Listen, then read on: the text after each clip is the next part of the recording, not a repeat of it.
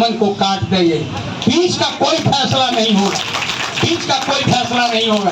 आप अपने घर में रहते हैं, आपको मालूम है कि ये घर मेरा है। अगर कोई आके कहे कि इस घर से निकल जाओ, ये घर मेरा है, तो आप क्या करेंगे? घर खाली करेंगे कि लड़ेंगे? कहेंगे कि मर जाएंगे, मिट जाएंगे, ये मेरा घर है, हम नहीं हटेंगे, जो करना है कर लो।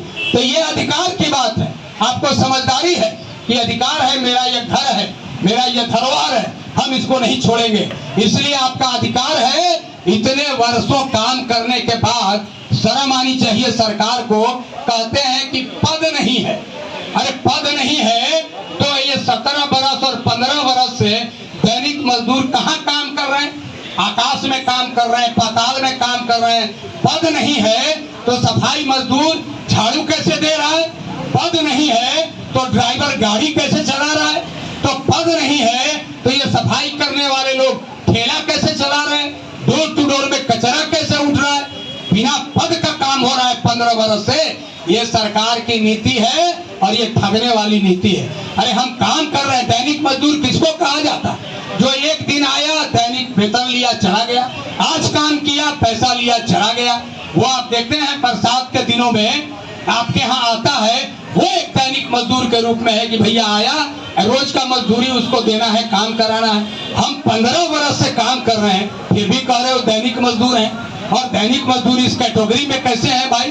तो ये हम तय करना चाहते हैं। और अब सरकार ठगने के लिए क्या कहती है कि हम दैनिक मजदूर को कहाँ हटा रहे हैं? हम तो कह रहे हैं 60 बरस तक नौकरी करिए।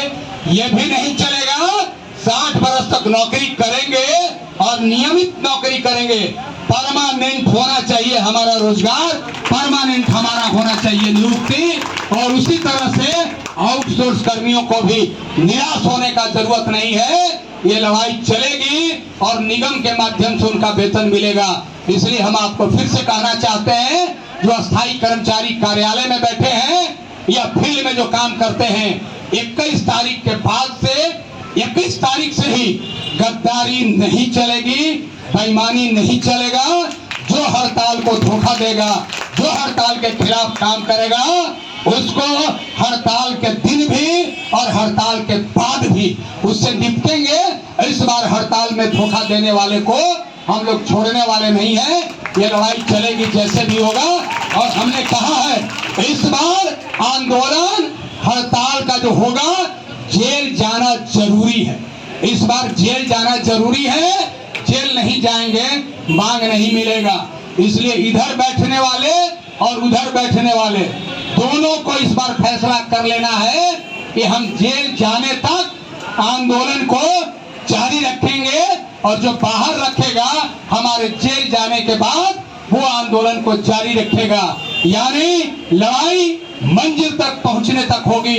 जो हमने मांगा है वो लेकर के ही इस बार आंदोलन को, हड़ताल को स्थगित करेंगे या खत्म करेंगे। ये हम आपको विश्वास दिलाते हैं। लड़ाई जारी रहे, सब लोगों को जोड़ के रखिए। बार बार जो हम आपको कह रहे हैं कि अपने घर में चर्चा करिए, परिवार को बोलिए कि 21 तारीख के बाद से सबको मैदान में उतरना है। चूंकि आपको भी जेल जाना होगा, हम भी जेल जाएंगे, इसलिए बता करके रखिए और तैयारी करिए और कहीं से कोई दुविधा नहीं हो। अभी नगर आयुक्त के साथ आज भी बात होने वाली है, लेकिन हम जानते हैं हम बात से इनकार इसलिए नहीं कर रहे हैं।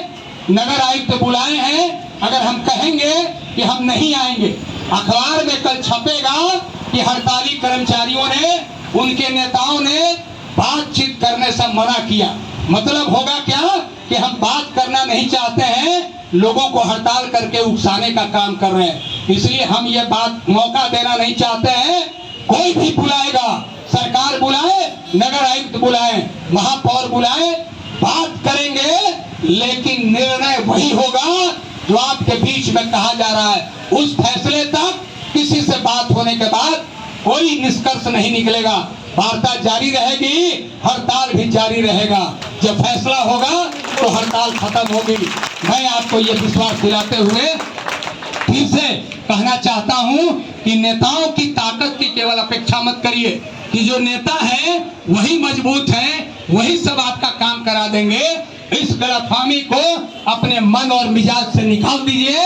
ताकत आपके पास है। आप जब तक ताकतवर नहीं बनेंगे, आप जब तक अपना ताकत नहीं बनाएंगे, नेताओं के ताकत पर केवल आपकी ताकत नहीं चलेगी। नेताओं